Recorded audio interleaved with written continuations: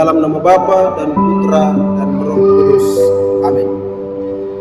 Saudara-saudari yang terkasih dalam Tuhan kita Yesus Kristus, hari ini tanggal 1 Februari 2026 kita memasuki hari Minggu biasa yang keempat, dan bacaan-bacaan kitab suci mengajarkan kita semua untuk mari kita merenungkan tentang kebahagiaan yang sesungguhnya, kebahagiaan yang Allah maksudkan untuk kita umat manusia.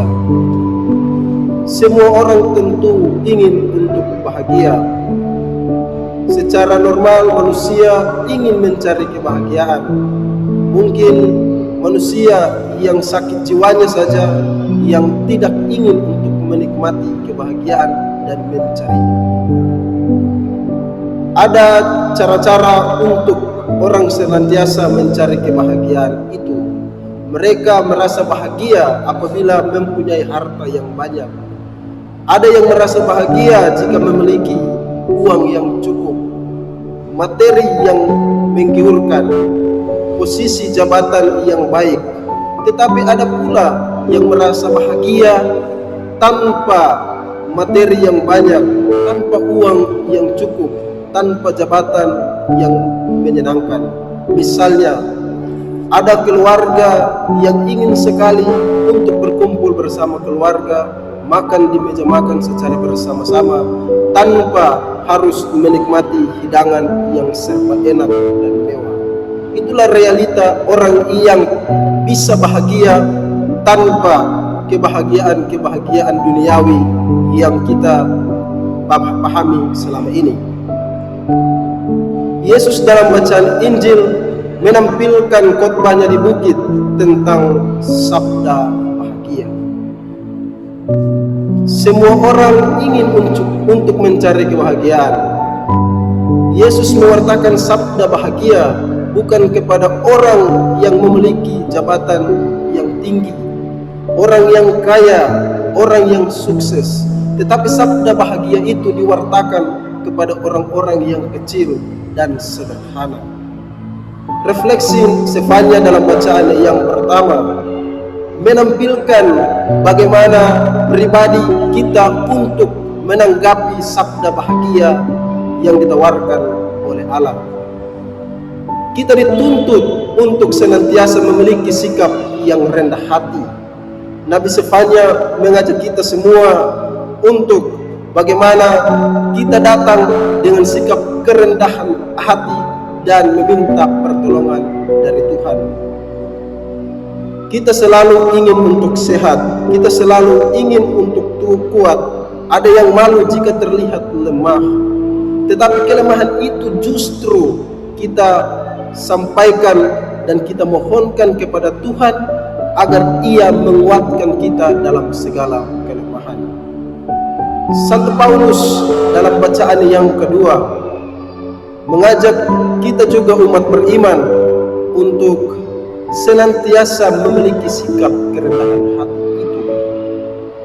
Orang yang merasa bahagia menurut Santo Paulus adalah orang yang lemah, bukan secara fisik, tetapi dia datang dan menunjukkan kelemahannya di hadapan Tuhan. Dia meminta kekuatan dari Tuhan. Sikap kerendahan hati inilah yang dimaksudkan oleh Tuhan Yesus dalam bacaan Injil, bahwa sabda bahagia itu adalah jaminan untuk kita menikmati kehidupan yang kekal. 8 sabda bahagia yang dimaksudkan oleh Yesus. Berbahagialah orang yang miskin di hadapan Allah.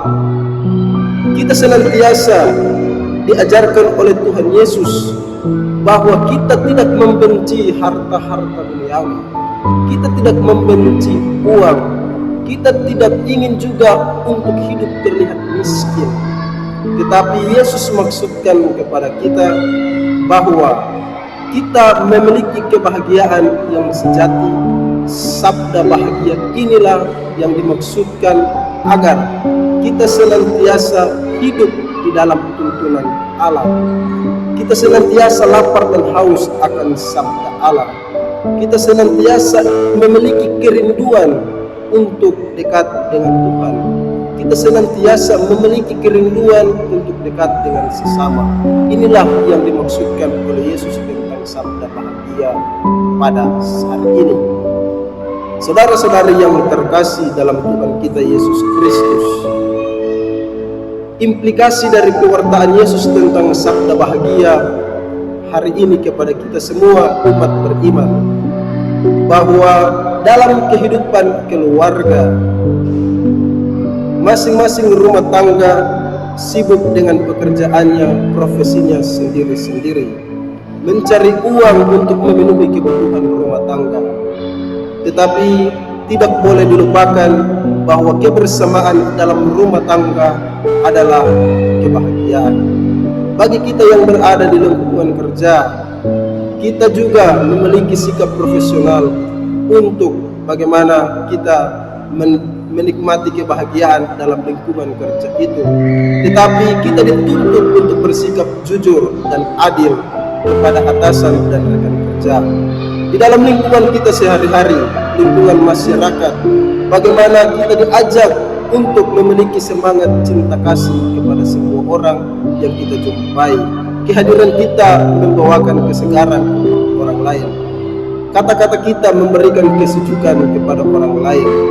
Senyum kita memberikan tawa untuk orang lain. Itulah sabda bahagia. Kita tidak dituntut untuk memiliki uang yang banyak agar orang lain bisa bahagia dengan kita. Namun kehadiran kita saja bisa memberikan kebahagiaan untuk orang lain. Mari kita berdoa, semoga kita senantiasa menghidupi sabda bahagia ini. Yesus menawarkan kepada kita semua umat beriman yang dikasihinya, agar kita senantiasa hidup bersama dengan Allah, memiliki kerendahan hati, dan senantiasa datang untuk meminta pertolongan dari Tuhan.